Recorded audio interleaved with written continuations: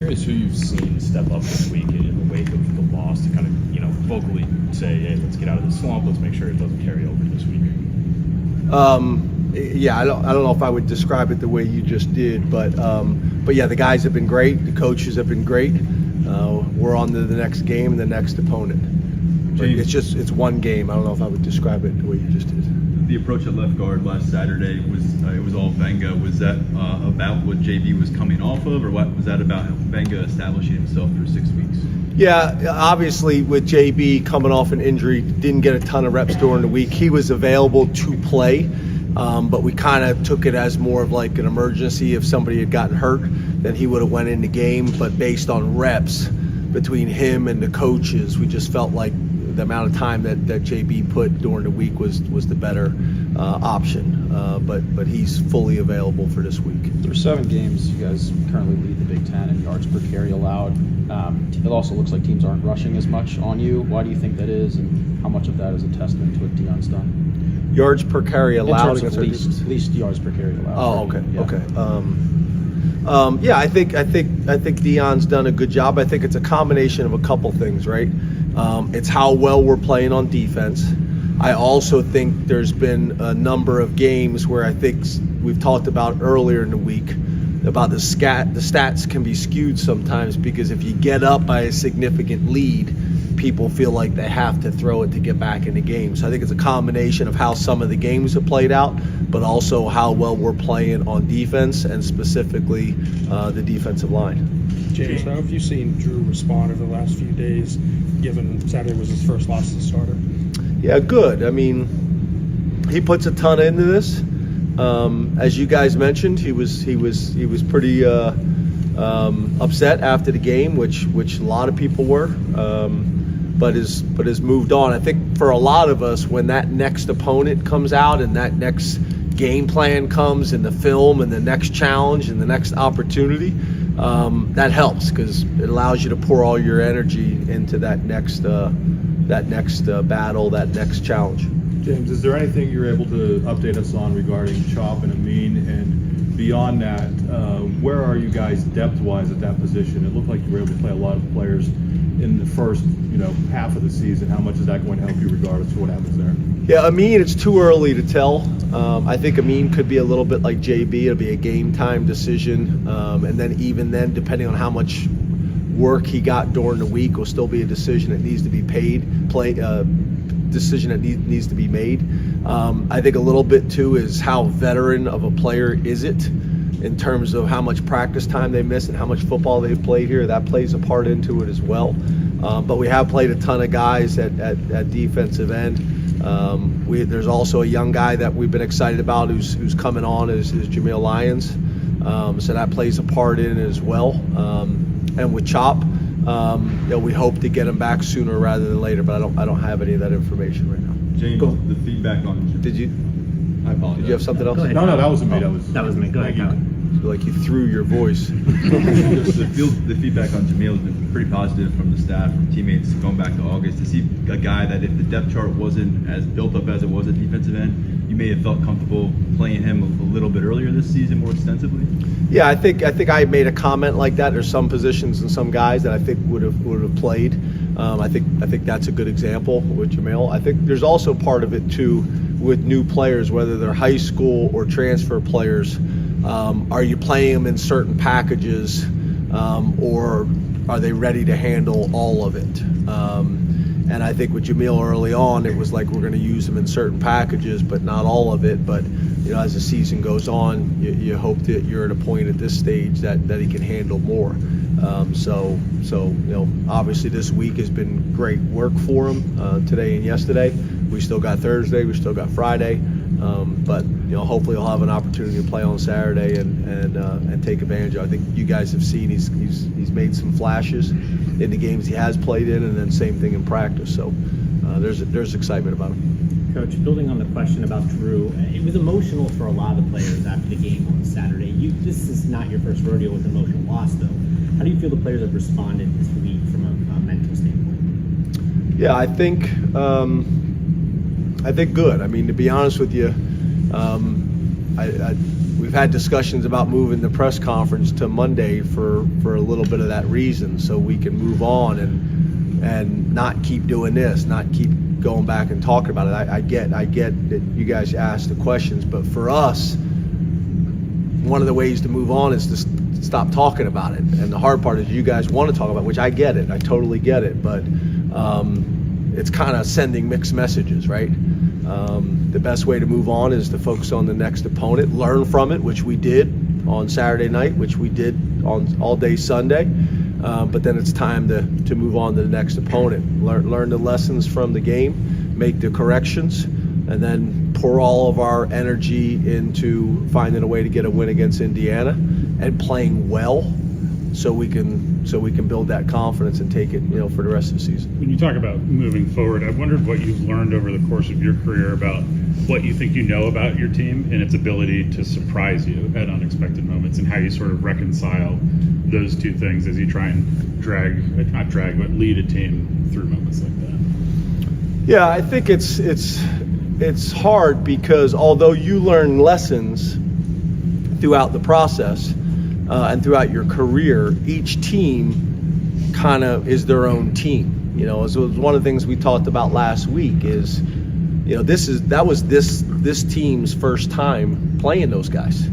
This team, the actual team, this locker room, the coaching staff, and really those things that had happened before, positive or negative, they don't really impact these guys in this locker room. So, for us, although we've learned lessons, a lot of these guys, it was their first time. It was their first time going through it, or the first time at the shoe, or whatever it may be.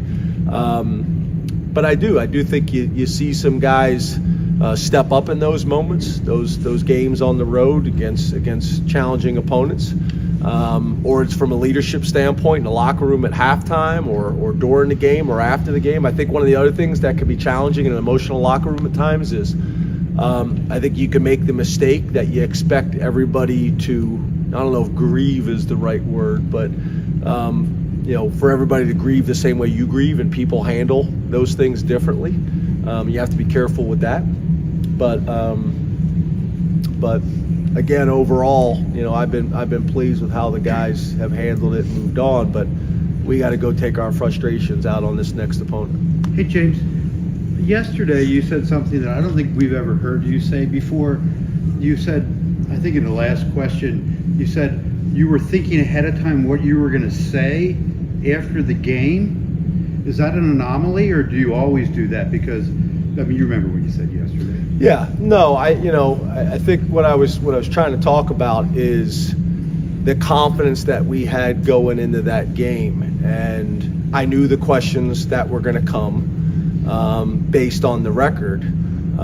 So there was some things that I wanted to say, and it was going to be an opportunity. That was part of my process of kind of visualizing the success that we were going to have, and then how we were going to handle it. So yeah, I think that's a fair interpretation of what you're saying. But for me, it was the confidence that we had, and it was, for me specifically, not just the program, of visualizing, walking into that media session after the game, and maybe not answer as many tough questions as I had in the past.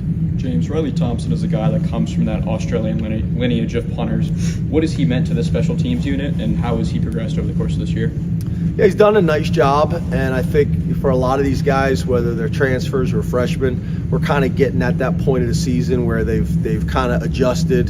They know what to expect. I think they're pretty comfortable, and I think right now, he's doing some really nice things. And I've seen our special teams as a group, really improve over the last couple of weeks. And I think typically special teams are highly driven by the specialists.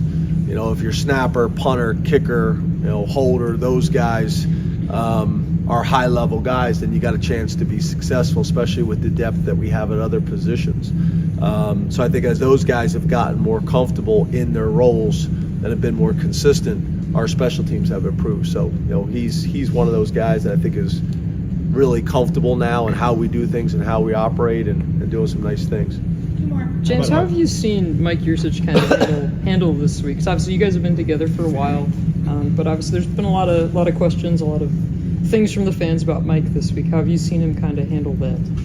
Well, I think, number one, it's challenging. It's challenging on all of us. And, one of the things that we try to do, the way we operate, is try to eliminate as many distractions as we possibly can. So it's not always fun for me to come to the press conference, but it allows the rest of the staff to focus on the job at hand and moving on. Now, are we completely in a submarine? No. But, I think on Sunday, just like a lot of people, we were in there and there was tough film sessions, tough conversations, a lot of transparency, a lot of honesty, really good discussion from the entire staff.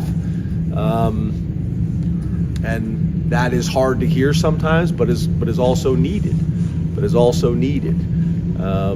So it was a challenging night, and it was a challenging next day. And again, like I've mentioned before, you kind of move on. But I do think it's helpful that you're able to move on. Like, that's one of the things about being a head coach. You gotta, like that, leaving the submarine and walking over to the press conference, that I know the questions that are coming.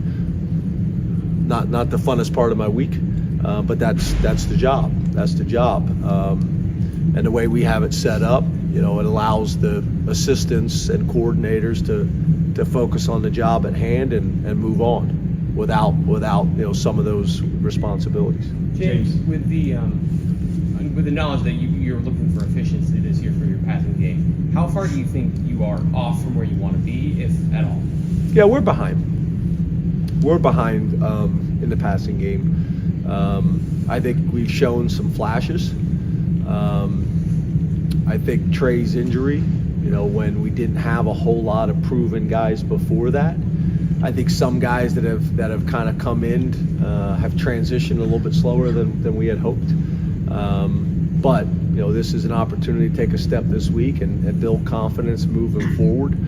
I think there's guys in that room that have the ability to do the job at a high level, but it's about consistency physically, but it's also consistently mentally. Sometimes you guys ask questions, and it's hard because as the head coach, I know you guys are just asking the questions that you have to ask, but if I don't answer them correctly, they can be divisive.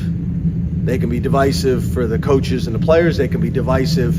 A lot of times, as we all learned, people only hear my answer. They don't hear the question.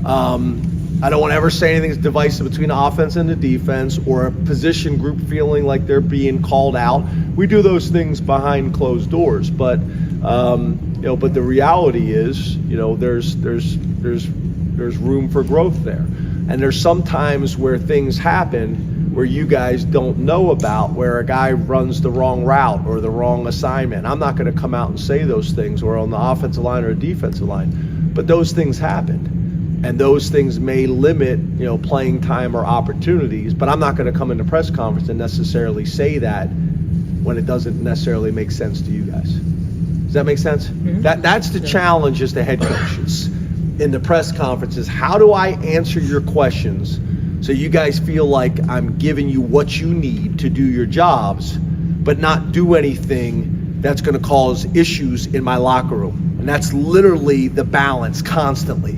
How can I answer your questions? But most of your questions put me in that position. So that's the challenge.